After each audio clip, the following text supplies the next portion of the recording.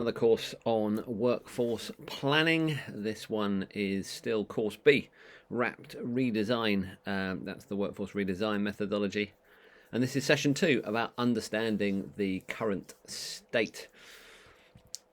Who we are. We are Carados. My name is Colin Lurie. I run Carados Limited. It's a management training and development company. We focus on building skills, at the moment predominantly in workforce planning, but also in cost control and customer service and general management skills that are needed if you're a frontline health and care manager, whether you're in practices, trusts, community teams, anywhere really working in health and care in England. This will prove to be hopefully useful stuff for you. We develop the skills of health and care managers through a whole range of different stuff, including training and providing free tools and techniques, of which this is one, and the other one of which is the WRAPT tool.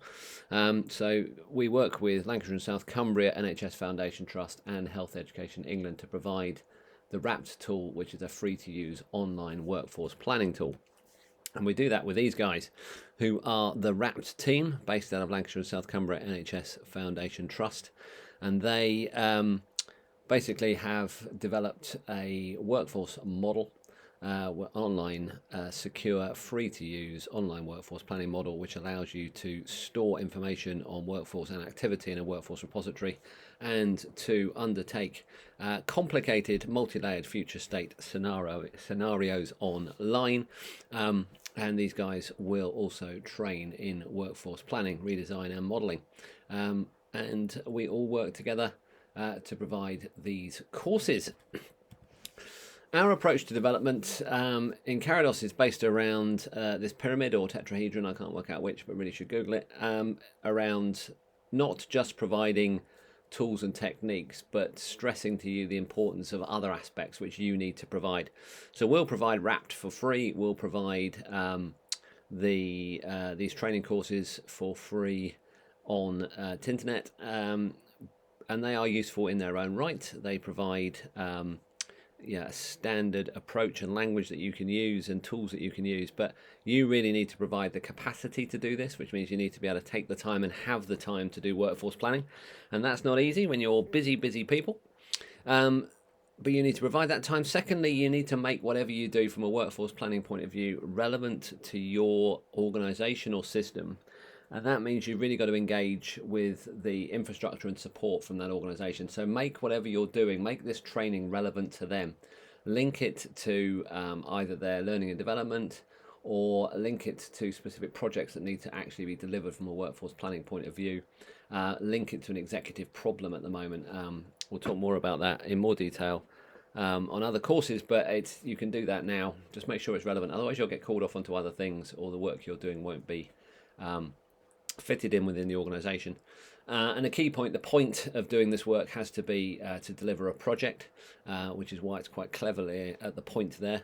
And the project is about making sure you are having an actual process to learn from. You can follow the approach in this course, you can follow the approach in the book, but you need to have a chance to practice.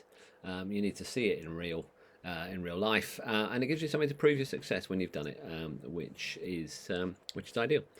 So that's our approach to development. This particular module is part of the workforce planning courses that we offer. Those courses cover everything from what workforce planning is, how to redesign it, how to use WRAPT itself, how to develop a workforce plan, how to develop and the features of a workforce planning hub, and then some skills around frontline workforce planning. Those are the full suite of sort of courses that we offer, and we're in the How to Redesign Workforce course, which is course B, and we are in module 2. So we've already covered how to set the project up to succeed.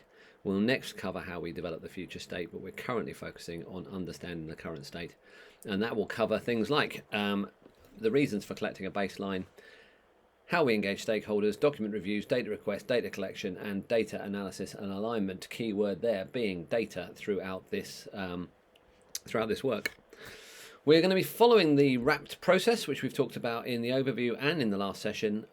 We did scope and mobilise last time. We're going to do understanding the current state this time. You'll see those 6 steps. Engaging the stakeholders, reviewing the documents, requesting the data, collecting the data, analysing the data, and aligning the data to the challenge. So we'll be covering all of those. You'll also see the little WRAPT logo, because you can use WRAPT in this stage if you want to, or you can use Excel or anything else you want. But you generally need to record the current state in something, preferably electronic. So that is the overview, and we're going to be looking at understanding the current state, and this slide sort of says that, but also says other things as well. So that slightly lopsided blue box around number 2 shows that we're looking at understanding the current state at the moment.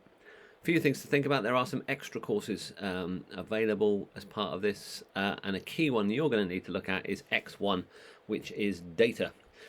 Which I think I've already recorded, and includes a huge amount of stuff on the data that you need to consider when understanding a current state. So well worth looking at that one, because otherwise you'll be missing a chunk of what you need to learn when it comes to understanding the current state. X1 data is relevant not just to this one, but of course to the future state as well. Hence the reason it sits alone as an extra course. This will be quite a short course, this one actually, because we've cut that out. And I've been thinking as well about trying to provide some more content, as we call it in social media circles, on just taking you through a current state pack that we've provided, that we've developed, which will help you understand some of this stuff in a bit more detail. But we'll rattle through the main steps of understanding the current state. But we're going to start by looking at the overview of why you might need a baseline. Now, this isn't technically just redesign, this is a wider thing, but it's worth thinking about. So baselines are in their own right useful, and there can be a number of reasons which drive it. I mean, obviously the one we're going to talk about is the baseline for a redesigner over on the right hand side. And there's 2 things that you can record a baseline in. One is you can have an explanatory document. So you can actually record a baseline as saying, look, this is what we've currently got at the moment, and write it out. Which you might do to engage people in the plan of what you're doing. So if you say, look, this is what we currently look like, and then we'll combine it with the future later on, then you can put it in a document. If you're documenting it, you can you've got it written down. People can say whether they agree with it or not. It's useful in its own right. It can also be, however, obviously the baseline for a redesign and the explanatory document can be information presented to drive redesign, which is actually the first step of the future state, which is to say, right, let's have a look at the current in order to help us design the future. So an explanatory document is one thing you might have. The other thing you might have is a model for analysis. So this will be an Excel document or a WRAPT model, which says this is what we've got in terms of our workforce, which we're calling a WRAPT baseline. So that is basically, this is our workforce, this is our activity, and this is how they interrelate. And that model will be needed as part of the redesign. You might also need other baselines that you're capturing, though, baselines around various different things such as DNAs, around any other huge amount of data that we've provided, that we've listed out in the data course. Things like, for example, sickness absence, turnover rates, recruitment rates, etc., etc. So you might want to keep those as well. So basically, often that plus the explanatory document will give you all the information you need to drive redesign. But not just about redesign, though. You might need a baseline to drive a strategy or an STP level plan. Again, that could be an exploratory document, an explanatory document generally, but it'll be much bigger in terms of it, and that'll be generally the one that documents that engages people in the plan or strategy, and we'll cover that in WRAPT plan, which I think is course C, I think. You might also be getting data requests from the regional or national bodies, which is over on the left hand side. So quite often you will get the region or national body saying, can you tell us how many of X you've got, how many of Y you've got, can you tell us your current state? They might be interested in your explanatory document. They might be interested in a data repository, though, of saying, hey guys, I need this information. And there's 2 ways you can approach this. One is you can have a clear mechanism to get this from source systems and organizations. So whenever you get that request through, you've got a list of people you can get in touch with and say, hey, provide us with this information, region want it, NHSIE want it, or whatever. If you're going to do that, you need to have a proper process. You need to have people agreeing they're going to do it. You need to have a list of people to talk to and an agreed approach for escalating when you don't get that information, and a standard format to collect it in. So there is, but it is quite a legitimate way of doing it, is get something in from the centre and you say, excuse me guys, can we have this information? The other way you can do it is either for your organisation or ICP or ICS or SDP-wide detailed data held centrally in a single repository, which is constantly updated by source systems. If you've got that kind of data lake, which allows you to answer those questions really quickly in a data repository, that can be really handy. That could be held within the WRAPT tool itself, although I don't think there are any systems doing anything like that big. There are some systems trying it using other systems, but it's a big undertaking. I'm not sure there'll be that many available to do it. But these are the different uses of a baseline that you might have. But I say we're going to focus on a baseline for a redesign through here. So basically on the left hand side you've got 6 boxes, higgledy-piggledy. On the right hand side you've got them in a nice sort of process laid out, slight differences in wording, but essentially it's the same thing. So the process here is about, depending on where you want to start, stakeholder engagement, or you could start with document available data review. Well, whatever you're doing, you're collecting whatever's available in your data, whatever is available data, bringing it together. You're sending out data requests. You're going to do some direct data collection. You're going to analyze that data.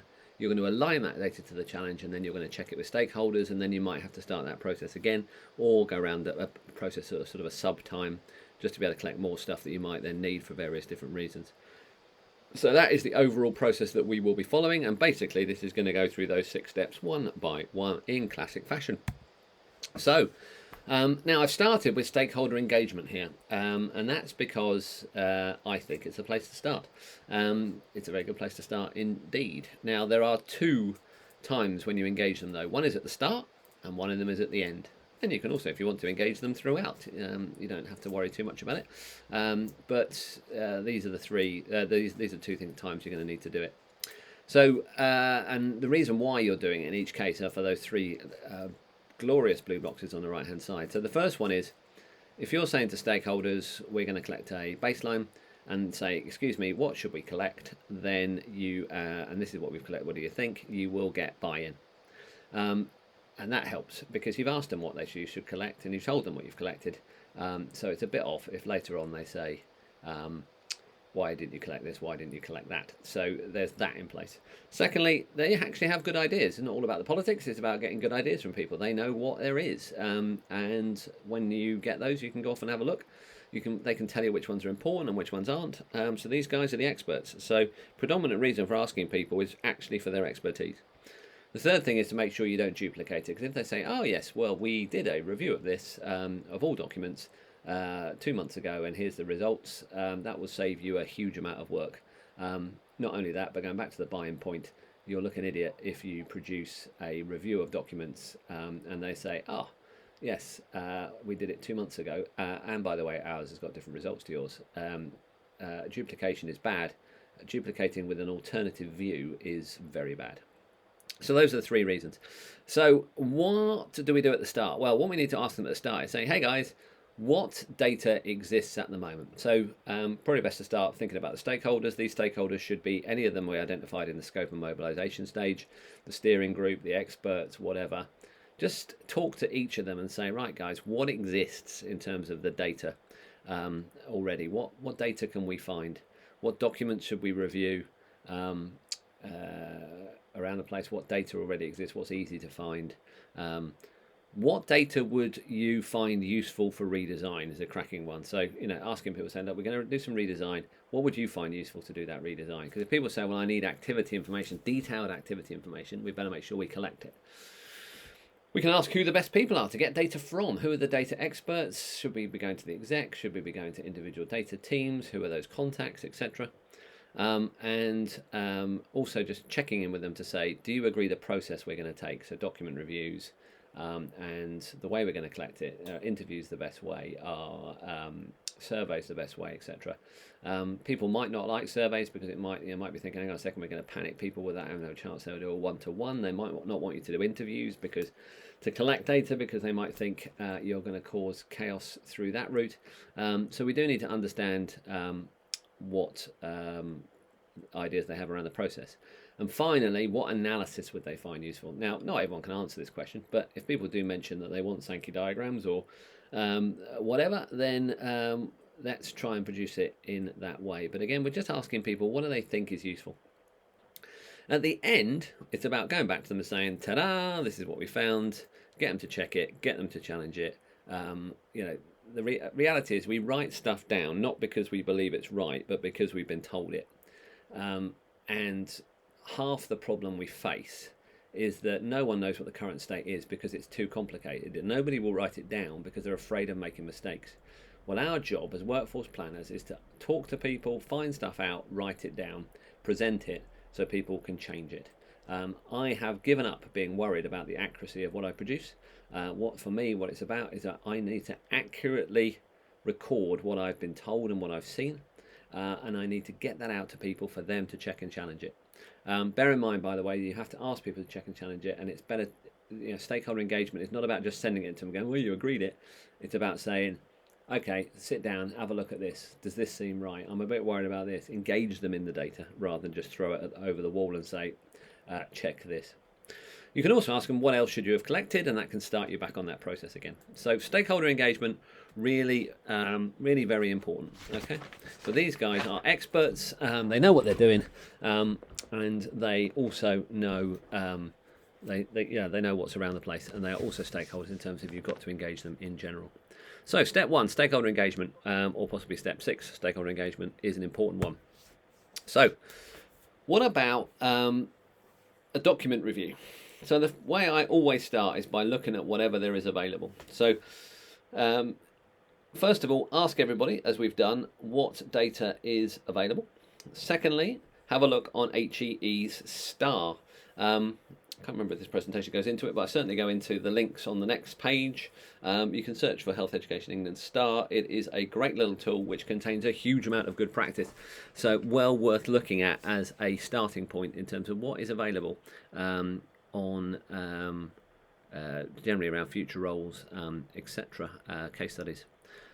But the key thing is asking people, which we've done in the last step, and what we then need to do is say, right, okay, these are all the documents we need to look at, and let's look at those documents and then scribble it down. Now, what I like to do is to do 2 things with it. One is to record the findings in a table, and that table says, look, this is the document, this is the metadata associated with the document, so it says, let's have a look at when it was written, who wrote it, the authors, etc. And then put it then in a box. What are the key messages that we got from this document? What are the key things we need to understand? Because that way you've kept a record of the document. What you can also do, though, at the end of it, is theoretically write it up as a paper and say, right, we've done a document review of this, and here's some interesting stuff to come out of it. If that's internal documents, it might be interesting internally. If it's external documents, this might be interesting externally. Recently done a bit of work for Health Education England with the CLEAR programme, where we pulled together a view on what were the themes on mental health workforce redesign from looking at over 100 different documents and case studies. That can be valuable in its own right. Yeah. So a document review, stage 2. Third way is the data request. So we've reviewed some stuff. We've been told what data we need. Okay, and if we've looked at the data course, which is X1, we've got a huge list of data that we might want to collect. And the first way we can do it is we can send out some data requests. Now, data requests are basically anywhere where you're collecting data that you're not collecting it directly yourself, which we'll cover in step 4. But a data request is about saying, excuse me, somebody, can you fill it in? Now, data requests are generally done very badly indeed by everybody, including myself at times, because what we tend to do is to say, please fill in this 10-page spreadsheet, spread over 2 lines. Now, get this done. Here's the spreadsheet. We fire it off. Email, sent it. Right, brilliant. Tick. We've sent it. I've given you. It needs to be done this week. Off you go. we haven't checked to make sure that they're in. We haven't done anything other than fire that out. And if we think that's going to have an impact, well, we are going to have issues. What we might do is get inaccurate stuff back. We might get the wrong stuff back. We might get told to get knotted. We might, and we'll almost certainly just get a complete absence of any response whatsoever, because these are busy people, and it's been a bit rude, and you've sent them a request without any context whatsoever. So, considering slightly different approach you might take, slightly more creepy on the right-hand side, but you see where we're going with it, is can I please help you to complete this reasonably sized data request? So it needs to be exactly what is needed, not a general phishing experiment, which we need to complete because, and explain why we need it, because that will help them to get the right data, maybe suggest we might be collecting the wrong data, and helps buy them into the fact it's important. We'll ask them, can we have it by this time, which should be a reasonable time period. We need it by this time because X, Y, and Z. We've got this session which needs to be, we've been told this needs to be done in 2 months' time, in 3 months' time, whatever, we need this quickly or whatever. Which will help you. Theoretically, we might be able to say, if we're sending this out to frontline staff members, say, this will help you by making sure that you have a very clear and accurate view for the future state workshop. This will help you because we're trying to solve this particular intractable problem which hasn't been solved. If you can do that, great. It might not help them because it might just be a data request to a data person, and therefore we can't include that step, but if we can, we should talk about it. What is in it for them? I think mention to say we'll keep it centrally so you won't be asked again, because quite often people get somewhat frustrated by multiple data requests. And actually what you tend to do is say, look, here's the data request, but if you think I can get it from somewhere else quicker, or you've already done it, but in a slightly different format and send it out anyway, or do you think we've got any ideas? Engage them in that in a conversation. And the best way to do this is not just to send an email. The best way to do this is to ring everybody up or go and see them and say, excuse me, I need to get this data for these reasons. Get a contract with them, which is basically them saying, yes, I will provide it by this point. And make sure that you have this conversation with them and then send them the data request so they know why they're filling it in. And then at that point, make sure you have a plan to say, right, what am I going to do if I don't get this data in? Who am I going to go to? Because, and preferably a plan just to check in a week or so before it's due and say, excuse me, is there anything else you need, to make sure you're going to get it and that they haven't forgotten to get it to you. In reality, most people can get most data together immediately, or within 24 hours. Most of the time it will not take longer than that. It's just they have other things to do. But if it's taking a long time to get it, it'll be because it's down their priority list, not because it's difficult to get in most cases. So data requests, third thing. Fourth thing, data collection. Now this is a bit of an interesting one, because we could probably go into this in quite a lot of detail, but I am not going to go into too much. So we've done the document review, we've done the data request, which says see next slide for more details, which is wrong. We've done that already. What direct data might we collect? Well, there's all sorts of things you can do. I mean, the key thing about collecting data through fieldwork rather than going to send requests is that you can get a much greater degree of control over collecting that data. If you send the request off, you don't know when you're going to get it back. If you say, can I come and have a chat with you? And they say yes at this date, when you go to see them, you can control getting hold of that data generally. Okay, so some of that data will have to be collected. Will be better collected through fieldwork. Secondly, if you engage with people in their real world environment, it will really help you build relationships for the later redesign. So if you say to people, hey guys, if you go out and see people and say, hi, I'm so-and-so, I'm Colin, I've done this, I'm doing this, I'm collecting data, brilliant, got the information, send it back to them afterwards. When you then meet them in the redesign workshop, they'll quite like you, okay? So that can actually help quite a lot. Thirdly, if you get on the ground, you can check the data you've been given makes sense. All right, so we've had this before where we've been given data in the WRAPT team, and people have said, oh yeah, this is the data, and then you find actually it's not. It's completely and utterly wrong, or it's the expected future state. And just having one or two meetings with people on the ground would have quickly told us that that was wrong. Basically, you are checking to make sure it's right. So getting on the ground does make you look less of an idiot when you come to check it with stakeholders later. And finally, it is much more fun and interesting than just sending out data requests. Definitely the way forward to go. So what are your options? Well, different options. Interviews is the old classic, is the old standard way of getting information. You just sit down and chat with people, preferably at their place of work, assuming COVID allows. You can build relationships, you can get your information, you can check your learning all together.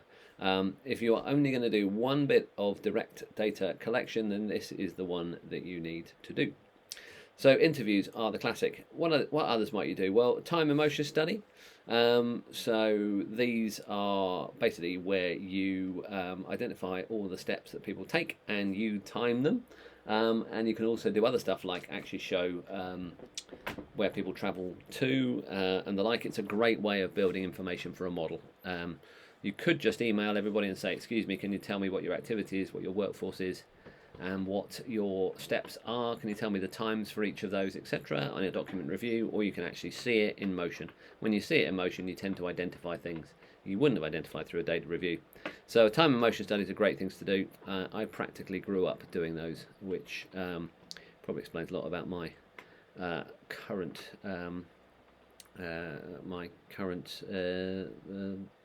struggling with the word, my personality.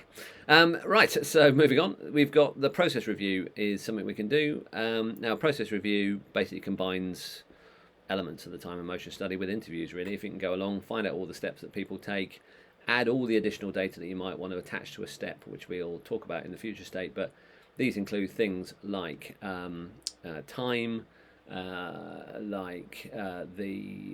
role descriptions, the skills that people do, etc. Pulling all that lot together is something best done through a process review. You can do a workshop, so you can actually get everybody together. Okay, so if you do interviews and you do process reviews, can take forever. What you can do is get everybody in a room and say, okay guys, set out your process, set out your issues, etc. Workshops are a cracking way of doing it. You can run a very quick project for Redesign just based around one whacking great 3-day workshop. Okay, doing data collection basically in the first bit, and then process redesign and role redesign in the second bit. So well worth it as an approach. Finally, a couple of others. So we've got diaries. So basically some people, when you send a data request out to people, say, can you tell us how long it takes to do this or how many of these you do, they're willing to estimate and let you know, or they know, bosh, away you go. Quite often though, people will say, actually, I can't tell you, I can't possibly tell you. In which case you say, you can tell me. And they say, no, I can't work it out. Like it's some sort of impossible mission to work it out, or it's a secret, or they're just not willing to make the jump. Sometimes you have to collect that data through things like diaries. Now, I don't like diaries because you tend to have to ask people to fill them in addition to what they're currently doing. But sometimes it's the only way to collect information that you need. And then finally, the survey. Now, I like surveys because you can collect a lot of information very quickly, but you can also collect quantitative information at the same time that you can then easily present. So if you use something like SurveyMonkey or Mentimeter or whatever else, if you use a mechanism to collect information, then you can very quickly collect a lot of data very quickly that you can use in interesting ways.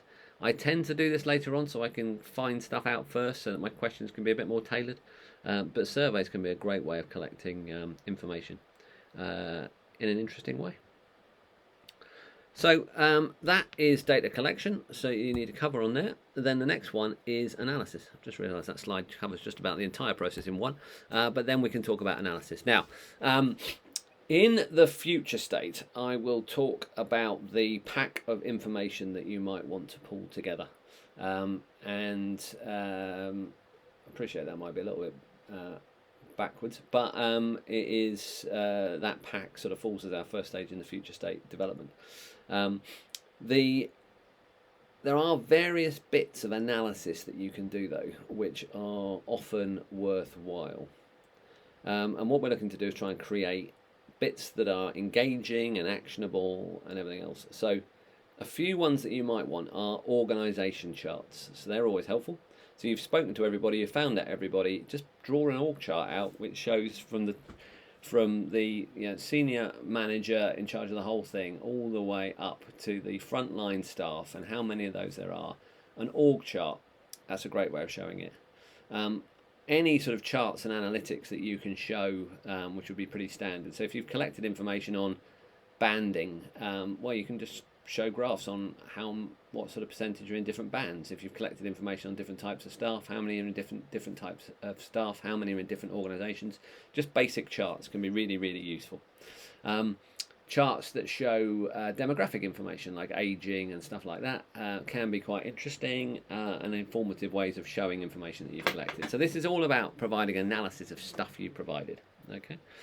There are a few special ones that I do like. One, location maps. So basically showing how many staff are at each location can be really helpful.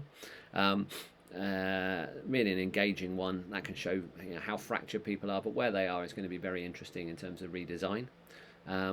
The other ones I like, population health analytics, really like. Sankey diagrams, that sort of thing, that show the flow of activity between units, which allows you to pick out large and small flows through a process.